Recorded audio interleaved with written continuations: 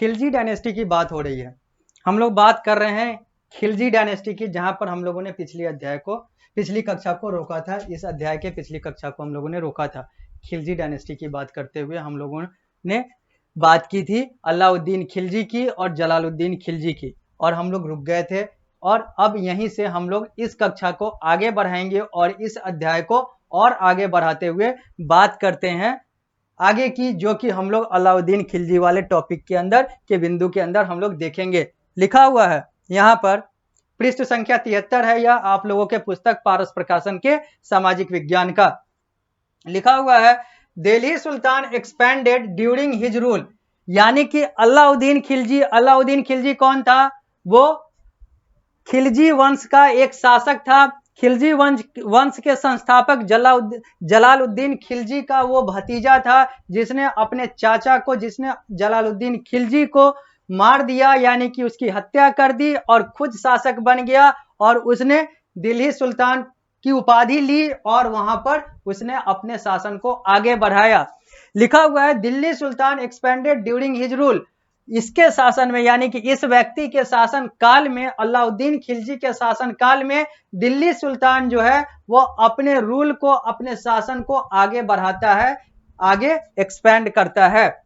He got victory over Gujarat and control the overseas trade, इसने, यानी कि अलाउद्दीन खिलजी के शासन काल में अलाउद्दीन खिलजी ने गुजरात पर भी फतह हासिल कर ली, गुजरात को भी जीत लिया, और गुजरात के माध्यम से होने वाले और भी अलग अलग माध्यम से होने वाले जो विदेशी व्यापार थे उसको भी इसने अपने नियंत्रण में ले लिया। ओवरसीज का मतलब होता है विदेशी, यहां पर आप सिंपली विदेशी माने, यानी कि भारत से बाहर।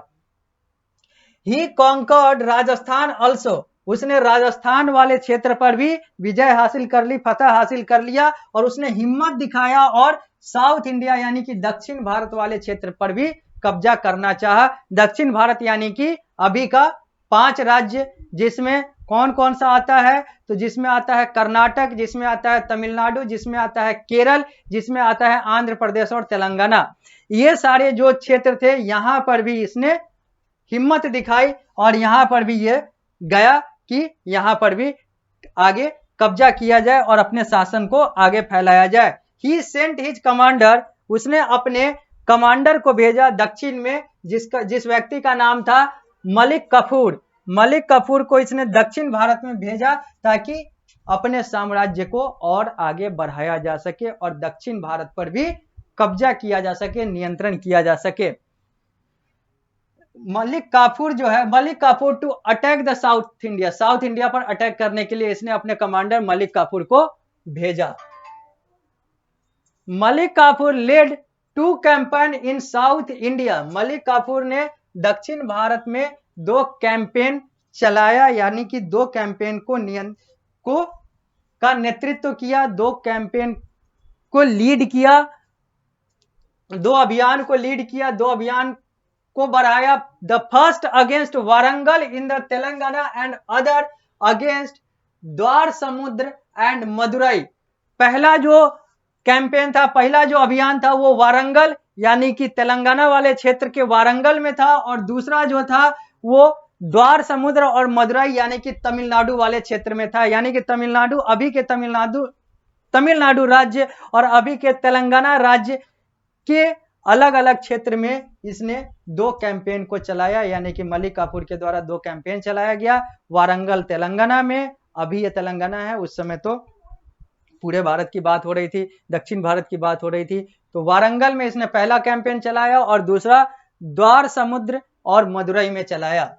वारंगल अभी भारत देश के तेलंगाना राज्य में आता है, जबकि द्वार समुद्र और मदुरई जो है ये तमिलनाडु का हिस्सा है, तमिलनाडु राज्य का हिस्सा है भारत देश के।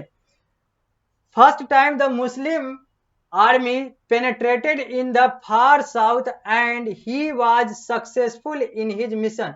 पहली बार, यानी कि इस शासन काल में, किसके? अलाउद्दीन खिलजी के शासन काल में पहली बार ऐसा होता है कि मुस्लिम शासक जो है वो दक्षिण भारत में पहुंच जाते हैं और दक्षिण भारत के कुछ हिस्सों को कब्जे में ले लेते हैं, क्योंकि मुस्लिमों का अधिकांश जो कब्जा था वो उत्तरी भारत में था, दक्षिण भारत में नहीं था। लेकिन अलाउद्दीन खिलजी और ये जो मलिक काफूर था, इन लोगों ने क्या किया, तो दक्षिण भारत को भी पेनिट्रेट कर दिया, यानी कि दक्षिण भारत को भी भेद दिया, वहां पर भी छिद्र करके छेद करके पहुंच गया, वहां पर भी अपना पराक्रम दिखाते हुए वहां पर भी इसने कब्जा कर लिया कुछ क्षेत्रों को।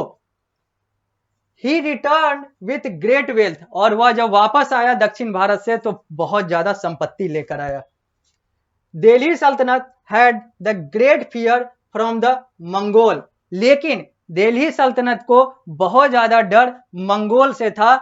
सो he maintained a large army, built new fort and repaired old one along the north western frontier. इसलिए ये क्या करता था, दिल्ली सुल्तान वाला जो लोग था वो क्या करता था, तो वो ज्यादा सेना का लोग रखता था, ज्यादा सैन्य बल रखता था, बड़े बड़े इमारत, बड़े बड़े किले, बड़े बड़े मीनार बनाता था, और जो पुराने मीनार थे जो टूट गए थे उसको भी ये रिपेयर करवा कर रखता था, ताकि मंगोल का आक्रमण इन पर न हो जाए, क्योंकि मंगोल से इन लोगों को बहुत ज्यादा डर लगता था। और हम लोगों ने देखा भी था, अकबर वाली बातें की थी हम लोगों ने जब, तो वहां पर हम लोगों ने देखा था कि मुगल वगैरह जो थे, ये सब जहां पर अकबर और इन सब का कंसेप्ट आता है, ये सब खुद में मुस्लिम नहीं थे, ये लोग खुद मंगोल वाले थे, और मंगोल से इन लोगों ने सबसे पहले खुद मुस्लिम धर्म अपनाया, और बाद में औरंगजेब और इन लोगों ने कैसे बाकी लोगों को इस्लामिक बनाया, मुस्लिम बनाया, और ये लोग खुद मुस्लिम नहीं थे शुरू से, ये लोग खुद मंगोल से आए थे और मंगोल वाले थे, और ये लोग खुद इस्लाम स्वीकार करते हैं, और बाद में बाकी लोगों को भी, और ये सारा कुछ इतिहास बन गया है। और ये सारी चीजें जो है औरंगजेब और अलग अलग जगहों पे और अलग अलग शासन में देखने को मिलता है, और हम लोगों ने देखा। तो यहाँ पर यही चीज आता है कि इन लोगों को हमेशा से मंगोल से डर लगता था, और जिसके कारण से ये लोग, चाहे वो दिल्ली के सुल्तान हो, इन लोगों ने बड़ी बड़ी इमारत, बड़े बड़े किले बनाकर रखे थे, ताकि दूर से दिख जाए और अपने आप को बचाया जा सके, अपने आप को सुरक्षित रखा जा सके और अच्छे से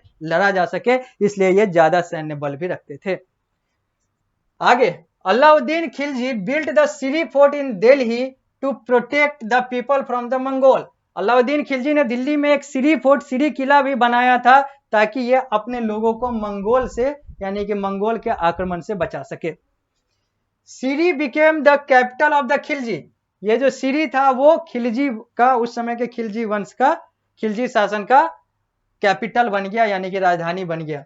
हौज खास, a large water reservoir was a part of this city.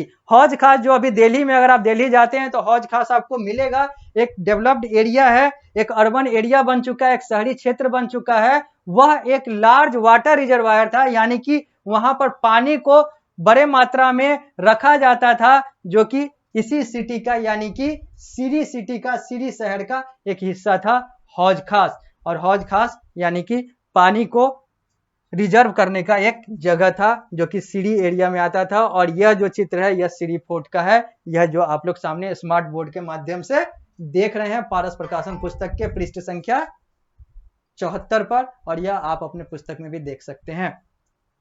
आगे, स्ट्रॉन्ग एडमिनिस्ट्रेशन ऑफ खिलजी। अब हम लोग बात करेंगे खिलजी के मजबूत प्रशासन की, कि ये जो खिलजी जो थे वो कैसे मजबूत प्रशासन रखते थे भी या नहीं रखते थे, या फिर कैसे इन लोगों का सारा कुछ चलता था। अब इसकी बात करते हैं।